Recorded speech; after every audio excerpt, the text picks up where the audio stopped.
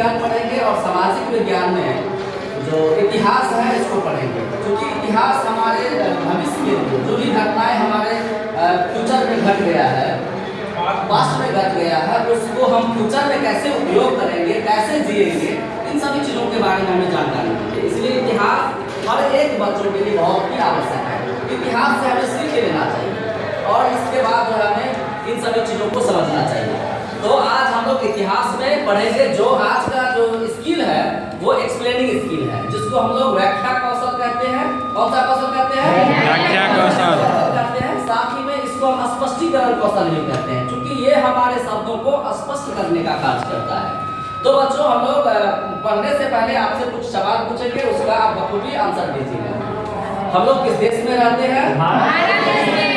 भारत की राजधानी कहाँ है? नई दिल्ली।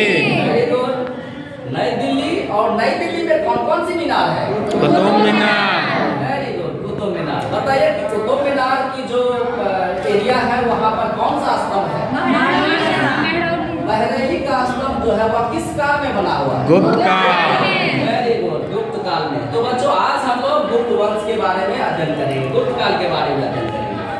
और इसमें गुप्त काल का जो बातें हैं वह हम कह सकते हैं कि गुप्त काल का जो उदय हुआ था वह कुषाण साम्राज्य के जो लास्ट हुई थी उस समय जो है गुप्त वंश का उदय हुआ था। क्या हुआ था? कुषाणों के पश्चात कुषाण का जो अंत हुआ था उसके जस्ट आफ्टर जो है गुप्त वंश का उदय हुआ था। गुप्त वंश का उदय 320 ईस्वी में हुआ था। कब हुआ था? 320 ईस्वी में। और गुप्त वंश के जो विशाल भूभाग है उस पर उन्होंने अपना साम्राज्य स्थापित किया था। भारत के अनेक क्षेत्रों में जो है वह अपना साम्राज्य स्थापित किया था। ठीक है, इसमें हमने आपको पढ़ाया है जो गुप्त वंश का उदय हुआ था कुषाण के पश्चात, जबकि गुप्त वंश की जो स्थापना हुई थी वह 320 ईस्वी में। साथ ही इन्होंने भारत के विशाल भूभागों पर अपना साम्राज्य स्थापित किया था। ठीक है, विशाल भूभागों पर साम्राज्य स्थापित किया था। तो ये जो है इसमें हम लोग करेंगे यूज ऑफ बिगिनिंग स्टेटमेंट। हमारी जो बातें हैं वह शुरुआती कथन जो था, प्रारंभिक कथन है, इसको हम लोग जान चुके हैं, क्योंकि कुषाण के पश्चात किस वंश का उदय हुआ? गुप्त वंश का उदय किस वर्ष हुई? 320 ईस्वी में। इन्होंने भारत के विशाल भूभागों पर अपना साम्राज्य स्थापित किया। एक और चीज है जो आपको बहुत ही ताज्जुब होगा, इन्होंने भारत में विवाह पद्धति के माध्यम से अपने साम्राज्य का विस्तार किया। किसके माध्यम से? विवाह पद्धति से। साथ ही विवाह पद्धति के बाद इन्होंने संधि के भी माध्यम से अपने साम्राज्य को विस्तार किया था। किसके माध्यम से? इन्होंने दो टेक्निक का उपयोग किया था।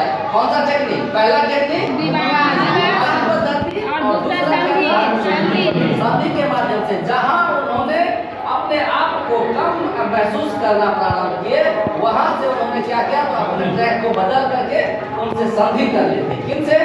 जो सामने वाले से। हाँ, वहां पर संधि करने के साथ ही यह अपने साम्राज्य का विस्तार किए। साथ ही इन्होंने गुप्त काल में जो है भारत को स्वर्ण युग के नाम से भी जाना जाता है। गुप्त काल में भारत का जो रुपया था वह विश्व के रुपया से बहुत ही बड़ा था, बहुत ही अच्छा था। उस समय में भारत में सोने, चांदी और अनेकों खदानें बहुत ही ज्यादा मात्रा में था। ठीक है, इसलिए भारत को उस समय में गुप्त वंश में स्वर्ण युग के नाम से जाना जाता है। ठीक है, गुप्त वंश को किस युग के नाम से जाना जाता है? स्वर्ण युग के नाम से। अब स्वर्ण युग किस काल को कहा जाता था? किस काल को? विवाह पद्धति के माध्यम से किसने अपने साम्राज्य का विस्तार किया था? किसने? गुप्त वंश ने। साथ ही गुप्त वंश की जो स्थापना हुई थी वह कब हुई थी? 320। बहुत बहुत धन्यवाद बच्चों, आपने एक्सप्लेनिंग स्किल में हर एक पॉइंट को पढ़ लिया है। ठीक है, इसमें आपने जो भी इसका कंपोनेंट है उसका आपने उपयोग कर लिया। Thank you.